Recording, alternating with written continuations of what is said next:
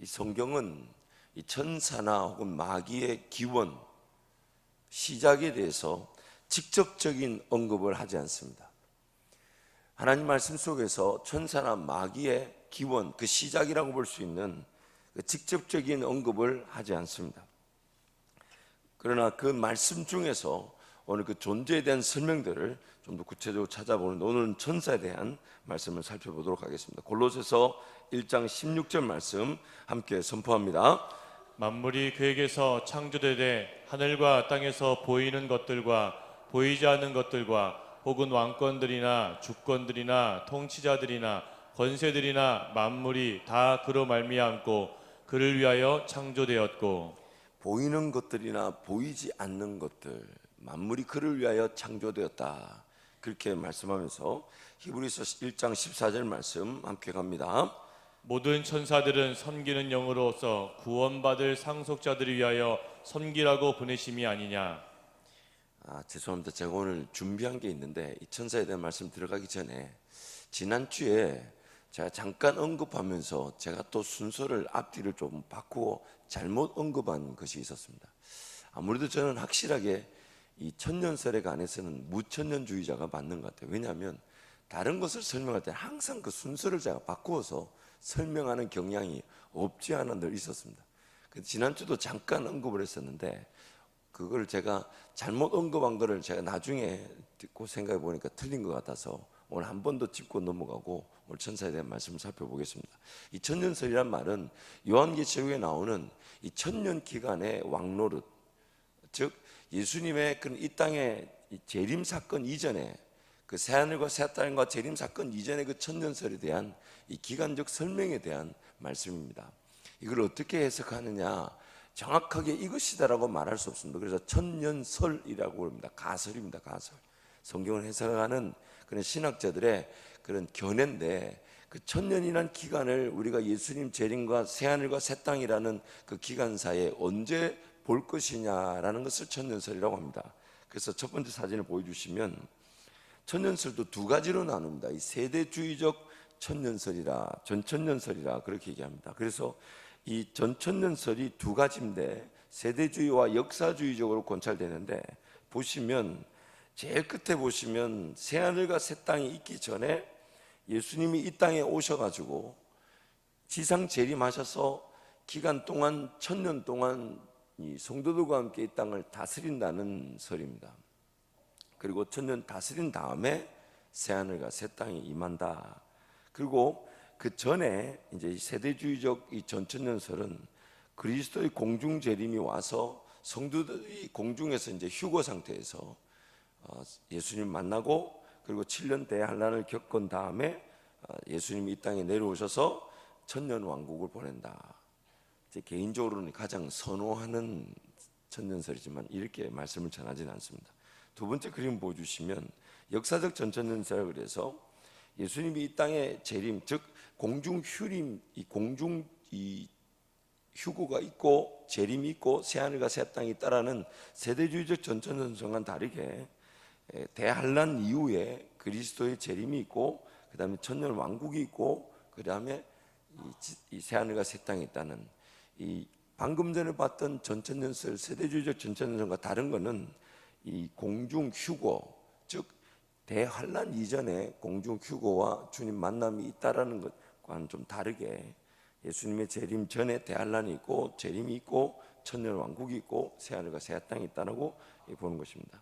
세 번째 그림은 이 무천년 현천년, 즉 예수 그리스도의 이 땅의 재림과 그리고 새하늘과 새 땅 사건이 같이 일어난다고 보는 것입니다. 예수님이 이 땅에 오셨을 때 새하늘과 새 땅과 심판이 모든 것들이 동시에 같이 일어나고, 지금이 영적으로 봤을 때는 천국, 천년 왕국 시대다.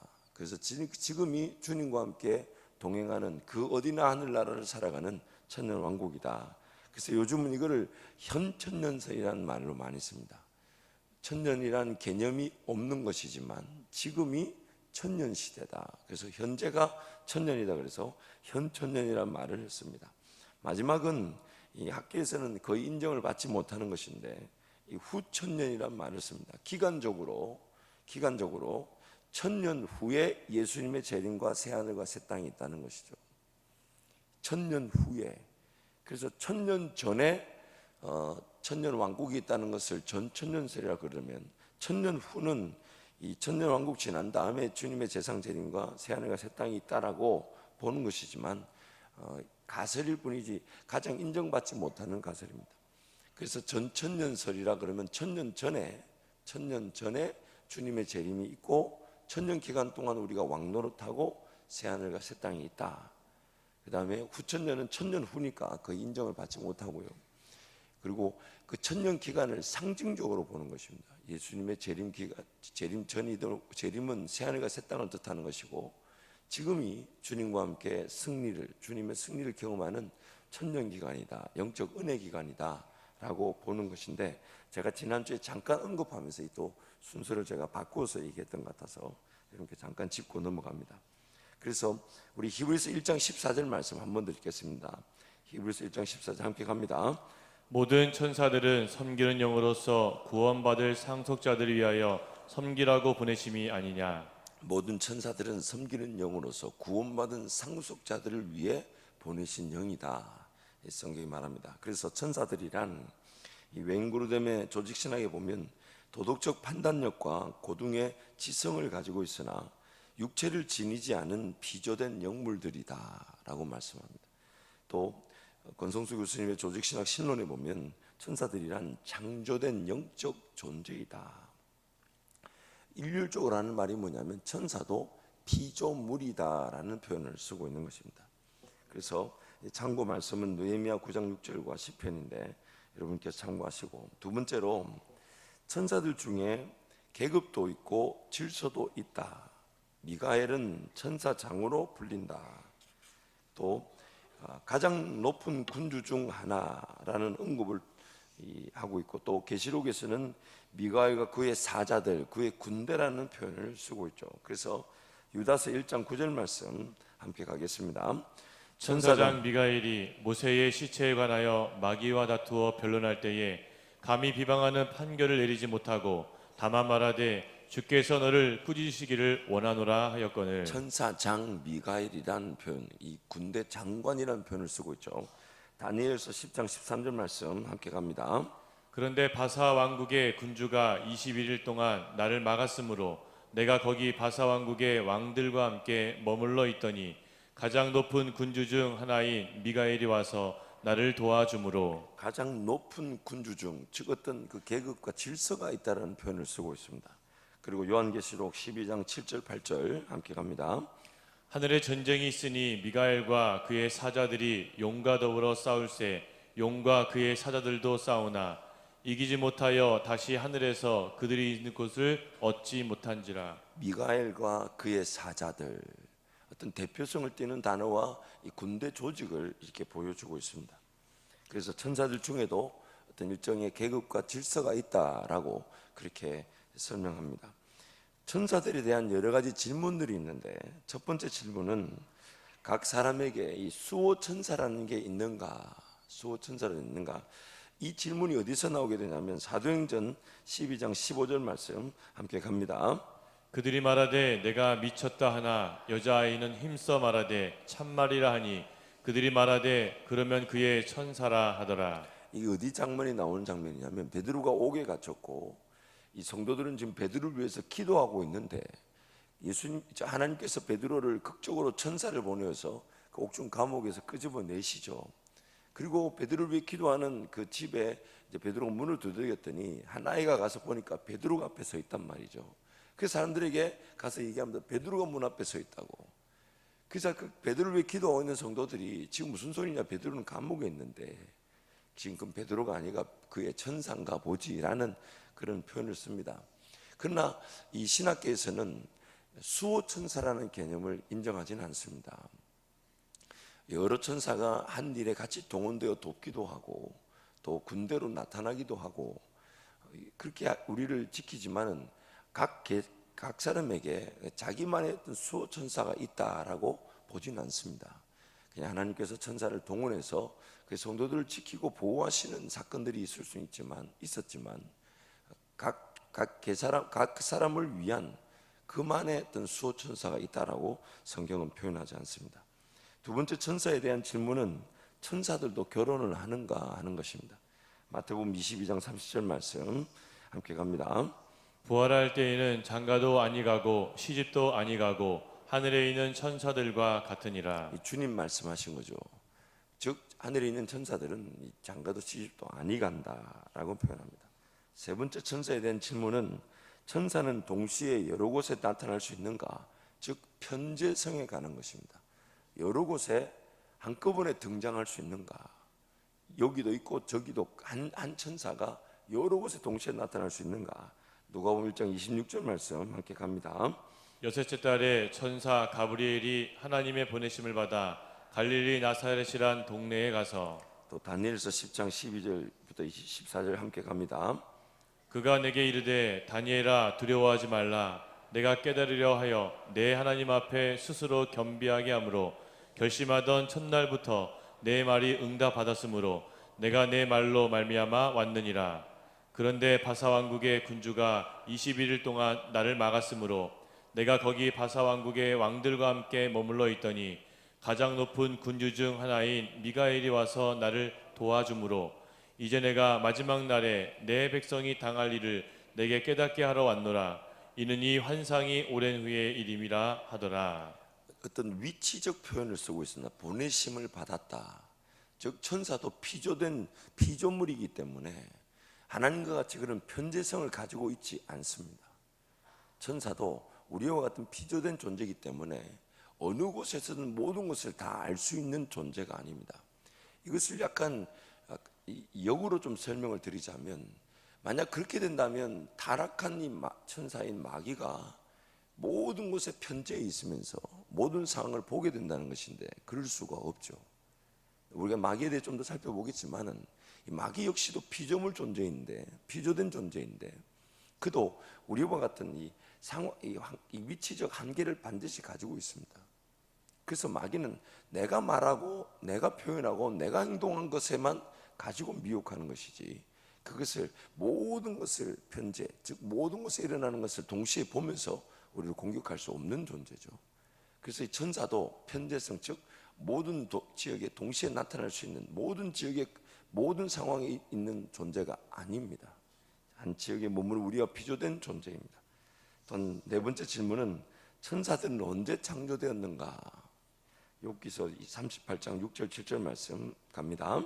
그것의 주추는 무엇이 세웠으며 그 모퉁이 돌을 누가 놓았느냐? 그때의 새벽별들이 기뻐 노래하며 하나님의 아들들이 다 기뻐 소리를 질렀느니라. 땅의 기초가 서고 또한 그 모퉁이 돌을 놓았을 때 그 하나님 옆에서 기뻐하는 존재들을 하나님의 아들들이라 이렇게 표현하는데, 이 존재가 바로 천사들이죠. 그래서 천사는 언제 창조되었느냐라는 질문에는 정확하게 성경이 말하지 않습니다. 또 학자들도 정확한 날을 말하지 않지만 공통적으로 이 욥기서 말씀을 토대로 사람 창조 전이라고 보았을 때 첫째 날로 예상하는, 첫째 날로 이렇게 본 경우가 많습니다. 그러나 천사 창조의 그 정확한 날은 성경에 기록되어 있지 않습니다. 그리고 마지막 질문입니다. 오늘날에도 천사들은 나타나는가? 사도행전 8장 26절 말씀 함께 갑니다. 주의 사자가 빌립에게 말하여 이르되 일어나서 남쪽으로 향하여 예루살렘에서 가사로 내려가는 길까지 가라 하니 그 길은 광야라. 이 주의 사자가 빌립에게 나타났다. 이때가 바로 예수 그리스도 승천 이후 성령이 우리 가운데 임하신 동일한 은혜 시대, 교회 시대, 성령 시대라고 보는데, 그때도 지금도 천사들은 나타난다 이렇게 믿고 있습니다. 종종 이 선교사님들의 보고에 따르면 참 신비한 일들이 많이 일어나고 있습니다. 특히 그 영적 대치 상황, 즉 그런 어떤 복음을 직접적으로 전할 수 없는, 그리고 핍박이 일어나고 기독교와 그리스도인들을 박해하는 그런 나라 가운데서는 그런 어떤 이해할 수 없는 현상들이 종종 일어난다고 합니다.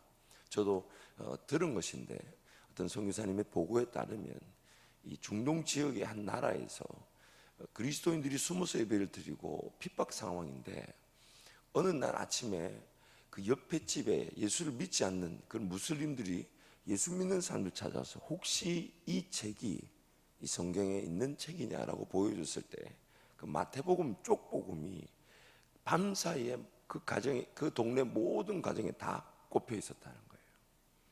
그런데 그것을 알아보니까 주변의 모든 기독교인들은 그것을 한 일이 없는데 한 목격에 따르면 좀 사람과 같은 형체, 사람은 아닌데 사람과 같은 형체가 이렇게 각 집을 돌아다니면서 그 성경책을 꽂은 것 같다라는 그런 증언들을 이렇게 선교사님들 보고에 그런 미션 그 선교 보고 단체에 올려온 간증을 제가 본 적이 있습니다. 이 분명한 것은 지금도 그 천사들의 역사는 분명히 있다는 것입니다.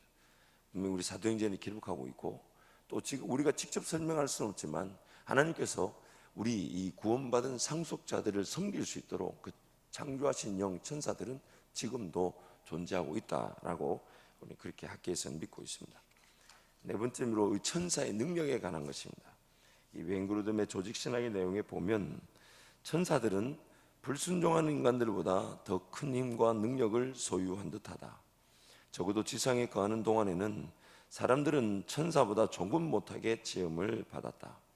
천사들의 능력이 크기는 하지만 무한한 것은 아니며 그것은 사단의 지배 아래 있는 악한 세력과 싸우는데 사용된다. 주님께서 다시 오실 때에는 우리가 천사보다 더 높은 위치를 차지하게 될 것이다. 그래서 히브리서 3장 9절 말씀 우리 함께 갑니다.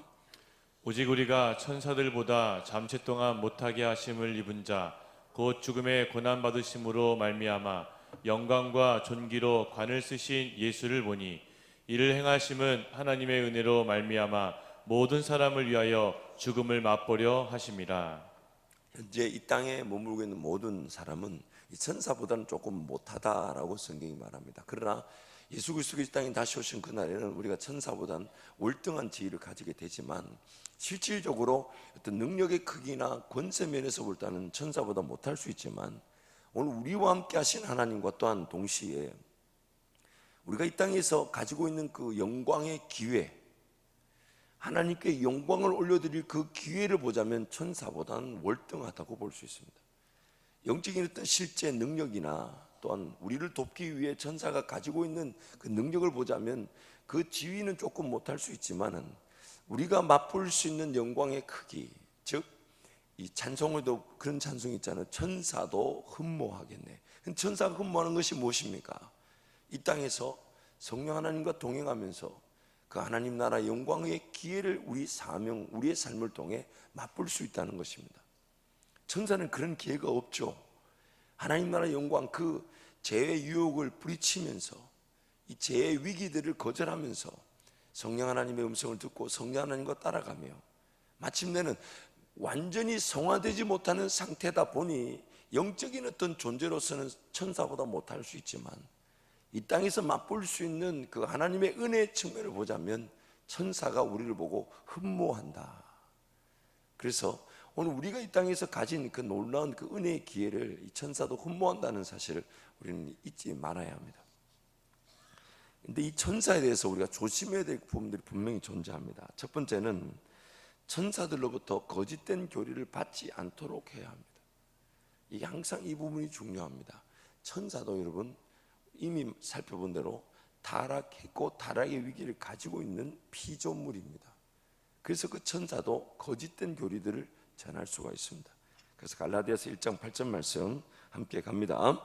그러나 우리나 혹은 하늘로부터 온 천사라도 우리가 너희에게 전한 복음 외에 다른 복음을 전하면 저주를 받을지어다. 천사도 그런 다른 복음을 전할 위기를 말씀하고 있죠. 두 번째는 이 천사들에게 기도하거나 예배하면 안 된다는 것입니다. 골로새서 2장 18절 말씀 같이 갑니다. 아무도 꾸며낸 겸손과 천사 숭배를 이유로 너희를 정죄하지 못하게 하라. 그가 그 본것에 의지하여 그 육신의 생각을 따라 헛되이 과장하고. 천사 숭배, 물론 이 캐톨릭이라는 천주교에서도 직접적으로 천사 숭배 사상을 가리키지는 않습니다. 또 마리아 숭배 사상을 가리키지는 않습니다.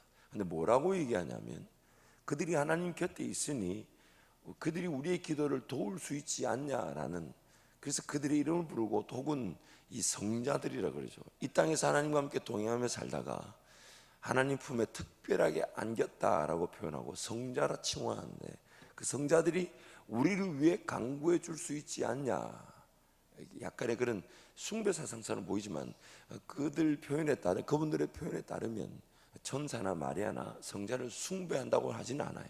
그런데 그들에게 우리 기도를 부탁한다라는 표현을 씁니다. 숭배하지는 않는다 하지만 그들에게 우리 기도를 부탁한다 합니다. 근데 여러분, 우리가 오늘 기도할 때 예수 이름으로 기도한다는 것은 우리가 하나님 앞에 직접 나아감을 뜻하는 것입니다. 다른 사람한테 부탁할 필요가 있을까요? 없을까요? 한번 예를 들어 볼게요. 우리 집에 이제 애들이 셋이 있는데 이 막내는 저와의 관계가 약간 설정이 잘못되었는지 좀 많이 저를 이렇게 무서워합니다. 어릴 적에 다른 애들에 비해서는 좀 많이 제가 매를 대었던 것 같아요. 지금도 제일 매를 드는 횟수가 많은 놈이 막내입니다.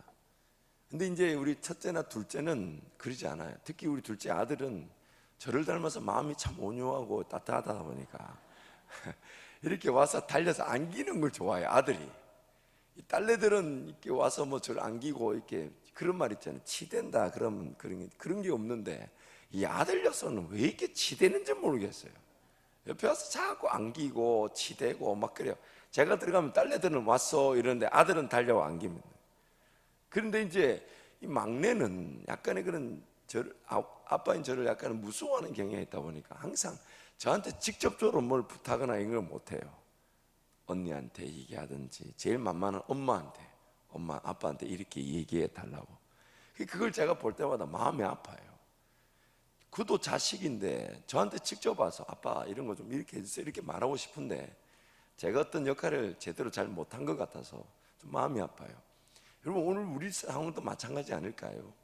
오늘 우리가 예수 그리스도 이름으로 하나님께 나아갈 수 있다는 것은 그분을 직접 아련하고 우리의 연약함 때문에 그분의 어떤 존재나 혹은 그 음성을 잘 느끼거나 듣지 못하는 것이지, 하나님은 우리에게 다 보여주고 싶어 하셔야 합니다. 그래서 예수 그리스도 안에 있으면 예수 그리스도 그분이 그 하나님 그분을 다 보았기 때문에 그 안에 있으면 그분을 그 모든 우리도 같이 누릴 수 있다고 하는데, 우리는 그분께 직접 나아가고 직접 은혜를 구하지 않고 그런 다른 통로로 혹은 좀 더 가까운 사람들한테 내 거 부탁해가지고 내 거 좀 얘기해달라, 이거 자체가 틀린 것이죠. 하나님께서 우리를 구원하셨을 때는 하나님과는 직접적인 관계, 이제는 더 이상 누군가를 통하거나 다른 방법을 통하는 제3자적 위치에서가 아니라 직접적인 관계, 하나님 그걸 항상 원하셨습니다. 그것은 어떤 이 땅에 예수 그리스도를 말미암아 살아가는 신약 시대, 우리 시대에만 국한되는 게 아니에요. 구약 시대는 하나님 얼마나 그의 사람들에게 직접 보여주기를 원하셨습니까? 얼마나 보여주기를 원하셨으면 모세에게 하나님 뭐까지 보여주셨습니까? 하나님 그분의 뒷모습까지 보여주기를 원하셨잖아요. 하나님께 직접 나아가는데 다른 어떤 통로들, 우리보다는 특별한 은혜를 입었으니 특별한 어떤 존재일 수 있지 않냐, 그 표현 자체가 틀렸죠. 죄가 더한 것에 은혜가 더했기 때문에 특별한 은혜가 더한 것은 어쩌면 죄가 더 많을 수도 있습니다. 이거는 농담입니다. 이거는 농담. 그래서 어떤 특별한 은혜를 입었기 때문에 마리아도 특별하다. 글쎄요, 뭐 특별한 은혜를 제가 부인하고 싶지 않지만 마리아가 특별한 건 아니죠. 하나님께서 그의 어떤 선택과 작정에 따라 마리아를 택하셨고, 또 에서가 아닌 야곱을 택하셨고, 또 저와 여러분도 마찬가지입니다. 특별한 선택을 따지면 나의 선택이 특별한 것이죠. 왜냐하면 나란 존재는 이 땅에 이전에도 없었고 앞으로도 없으니 나를 향한 구원의 선택만큼 특별한 선택이 어디 있겠습니까? 그래서 어떤 천사를 숭배하거나 천사를 통해 기도한다, 이거 자체가 이단성이 높은 것입니다. 하나님께서는 그렇게 우리에게 말씀하지 않으셨습니다. 그래서 이것이 개혁신앙이다 하는 책에서 라운슨 교수님이 이런 말을 합니다. 천사는 하나님의 메신저이고 선택된 자들을 돕는 자입니다. 우리를 위로하기도 하고 마귀와 싸우고 우리를 보호합니다. 그렇다고 무슨 신성을 지녔다고 여겨서는 결코 안 됩니다. 우리의 연약함 때문에 그들을 보내셔서 우리를 돕도록 하신 것입니다. 하지만 결코 천사는 단독으로 일하지 못합니다. 반드시 하나님의 허락이 있어야 합니다. 천사도 심판날에 심판의 대상이 됩니다. 천사도 거짓 복음을 전할 수 있습니다. 천사도 하나님의 피조물이고 하나님의 영광을 위해 창조되었으며 작정 가운데 있습니다. 그래서 천사 숭배만 아니라 성자 숭배는 중한 죄입니다. 그리고 이정석 교수님의 이 글을 보면 하나님이 반드시 천사를 사용할 필요에 의해서가 아니라 인격적인 존재들의 순종을 통하여 그의 뜻을 이루시기를 기뻐하신다. 천사들은 보이지 않게 영으로 창조하여 보이지 않게 사용하시므로 인류 역사에서 사람들에게 보여진 적은 매우 드물다. 가브리엘과 미카엘의 두 이름만 알려졌듯이 우리가 아는 천사의 세계는 하늘나라와 함께 아직은 우리에게 대부분이 신비로 남아있다. 그러나 분명히 계시된 바에 따르면 헤아릴 수 없이 많은 천사들이 보이지 않는 우리의 친구와 돕는 자로서 성령의 지도 아래 오늘도 분주하게 우리 주위에서 사역하고 있으며, 예수께서 재림하여 부활할 때 우리는 그동안 보이지 않게 우리를 도왔던 모든 천사들을 기쁘게 만나보게 될 것이며, 천사의 아름답고 웅장한 찬송 소리를 들으며 함께 하나님을 찬양하고 예배하게 될 것이다. 이 저두에 이 교수님이 표현한 대로 하나님이 반드시 천사를 사용할 필요에 의해서가 아니라 인격적인 존재들의 순종을 통하여 그의 뜻을 이루시기를 기뻐하신다. 즉 천사들조차도 우리가 전인격적인 구조를 가지고 전인격적으로 이 지정의, 마음과 정성과 뜻과 목숨을 다해서 하나님께 순종할 수 있도록 하기 위해 천사들을 사용하신다는 겁니다. 오늘 우리가 이 땅에서 하나님을 더 잘 섬기고, 우리가 이 땅에서 하나님 그분을 더 높여드리며, 우리가 이 땅에서 하나님 그분의 뜻과 그분의 인도하심에 더 잘 순종할 수 있도록 하기 위해서 섬기는 영으로서 그 천사들이 지금도 활동하고 있다는 것입니다. 목적이 분명하죠. 그래서 오늘 내가 순종해서 내가 확인해야 될 예수 그리스도의 그 승리의 현장, 성령 하나님께 내가 이끌림을 받아 내가 그 일에 적극적으로 순종하여서 그 하나님이 나를 통하여 영광 받으실 그 일을, 자칫 잘못하면 우리가 천사를 막 부려가지고 그 천사들을 통해 그 일을 대신 이루도록 우리에게 그런 권한을 주셨거나 하나님 그렇게 일하시지 않는다는 것입니다. 만약 그렇게 일하실 거면 아담과 하와가 선악과를 따먹을 때 천사를 보내서 선악과 나무를 옮겨버리든지 하와의 팔을 잘라버리시든지 분명히 그렇게 일하실 수 있었죠. 하나님의 모든 관심은 그 영적 세계가 지금 무엇으로 지금 돌아가고 있냐면 저와 여러분의 순종을 통하여 영광을 받으시는 그 하나님께 모든 초점이 맞춰져 있습니다.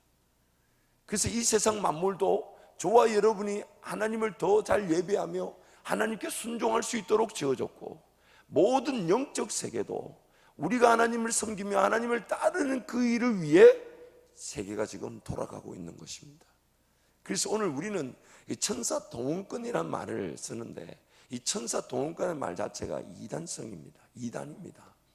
그런 어떤 서울 성락교회 김기동 씨와 또한 그 옛날 다락방에서, 그래서 그 다락방이란 유광수 씨는 제가 알기로는 그것을 회개하고 그것을 하지 않겠다고 그렇게 고백한 걸로 알고 있는데, 이 천사 동원권이라는 말을 쓰죠.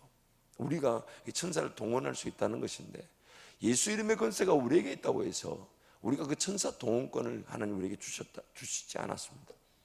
전적인 하나님의 그 뜻에 따라 천사가 동원되는데, 우리는 그 천사 동원을 하려는 이유가 뭘까요? 한번 자세히 한번 들여다보자고요. 우리 인간적인 표현에 천사 동원권이라는 말이 왜 쓰이겠습니까? 뭔가 내가 순종하고 내가 헌신하면 내가 인내해야 될 자리를 천사를 동원시켜서 이를 해결하고자 하는 욕심이 발동될 수 있다는 것이죠. 왜 우리가 천사를 동원하려고 할까요?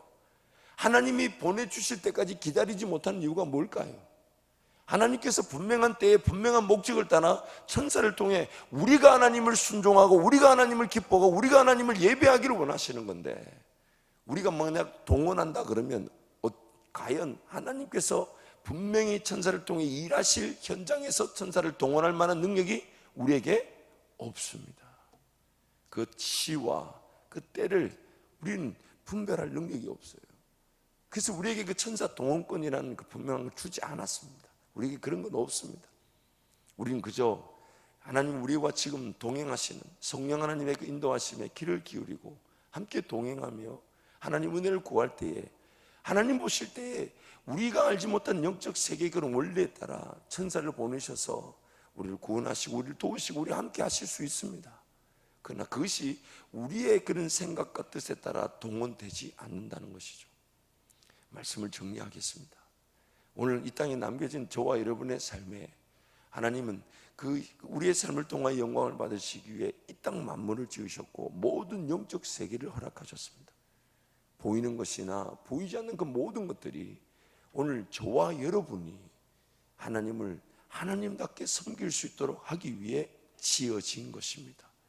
보이는 것이나 보이지 않는 그 모든 것들이 우리가 하나님을 더 적극적으로 따라가며 순종하며 그분의 뜻이라면 무엇이든 아멘 아멘 하며 하나님께 영광을 올려드리는 삶, 그 일을 위해 지금 보이는 것과 심지어 우리 눈에 보이지 않는 세계까지도 하나님이 지어주신 것입니다. 하나님의 모든 관심은 바로 이 땅에서 지금 제 위기가 있고 타락의 본성에 인하여 그 지배를 벗어날 수 없지만 이 모든 제 타락의 본성을 성령 하나님을 의지함으로 이겨내고 예수 그리스도를 따라가고 순종함으로 하나님께 영광을 올려드리는 저와 여러분에게 하나님 모든 시선을 두고 계십니다. 때가 되면 필요하면 천사가 나타나 도울 만큼의 하나님의 역사가 우리를 위해 준비되어져 있지만 우리가 그것을 악용해서는 안 되죠. 그러므로 매일매일 하나님께서 나를 통해 예배를 받으시길 원하시고 나의 전 인격적 순종을 원하셔서 지금 나를 위해 일하고 계신다는 것을 믿지 마시고 날마다 주님과 동행하는 저와 여러분의 삶이 되기를 축복합니다. 이 시간 한번 통성으로 기도하겠습니다. 하나님의 그 창조 세계는 오늘 저와 여러분이 하나님을 멋지게 노래하고 찬양할 수 있도록 하기 위해 지어져 있습니다. 보이는 것이나 보이지 않는 그 모든 천사들까지도 하나님이 오늘 하나님의 사람들이 하나님을 더 잘 섬길 수 있도록 하기 위해 지어져 있습니다. 그러므로 하나님 오늘 이 땅의 삶에서 하나님을 기뻐하고 즐거워하는 행복을 누리게 하여 주옵소서. 나의 모든 것들 전 인격적 구조가 하나님을 찬양하며 기뻐하는 삶이 되게 해달라고 우리 주님 잡고 함께 기도합니다. 주여 주여 주여 아버지 하나님 이 땅의 삶이 하나님을 예배할 수 있으면 기쁨이 되게 하여 주옵소서. 보이는 것이나 보이지 않는 그 모든 것들이 하나님께서 우리로 하여금 하나님을 섬길 수 있도록 하기 위해 허락하신 것임을 하나님 기억하게 하여 주옵소서. 날마다 하나님 앞에 무릎을 꿇고 하나님의 영광을 보게 하여 주옵소서. 하나님 은혜를 보게 하여 주옵소서. 아버지 하나님 미혹되지 않게 하여 주십시오. 우리의 책임 하나님을 섬기고 따라야 될 책임을 저버리지 않게 해주십시오. 하나님 천사를 이유로 내가 뭔가 순종하고 따라야 될 그 길을 뭔가 저버리지 않도록 도와주십시오. 아버지 우리 삶에 지금 보이는 세계는 보이지 않는 세계 모든 것을 동원하셔서 하나님을 따르며 하나님을 예배할 수 있도록 하시며 하나님의 그 일하시며 날마다 기뻐하며 즐거워하며 예배하는 모든 성도가 되게 하여 주옵소서. 이 땅에 있어 나에게 속한 모든 것이 하나님을 기뻐하고 즐거워하며 모든 기쁨을 누리게 하여 주시고 우리 하나님의 일하심을 만끽하는 우리 삶이 되게 하여 주옵소서. 하나님을 기대합니다. 하나님을 높여 하나님만을 하나님 아버지 우리로 하여금 하나님을 온전히 따르며 순종하며 예배할 수 있도록 하기 위해서 보이는 것과 보이지 않는 모든 세계를 지으시고 지금도 우리를 위해 일하여 주시는 그 하나님의 은혜를 진심으로 감사합니다. 그러므로 날마다 우리에게 그 영광의 기회를 베푸시면서 하나님의 하나님 되심이 나타나 영광을 받으시기 위하여 지금도 함께 하시는 그 하나님을 마음과 정성과 뜻과 목숨과 하나님 나의 모든 속한 인격적 요소를 다하여 사랑하며 섬기게 하여 주옵소서. 이 새벽에도 귀한 예물을 구별해 드리는 손길들, 무엇보다 기도 제목을 담은 이 기도 제목을 흠량하여 주셔서 더 귀한 감사와 하나님께 더 내어드리고 맡겨드리는 고백이 넘쳐나게 하여 주옵소서. 예수 이름으로 축복하며 기도합니다.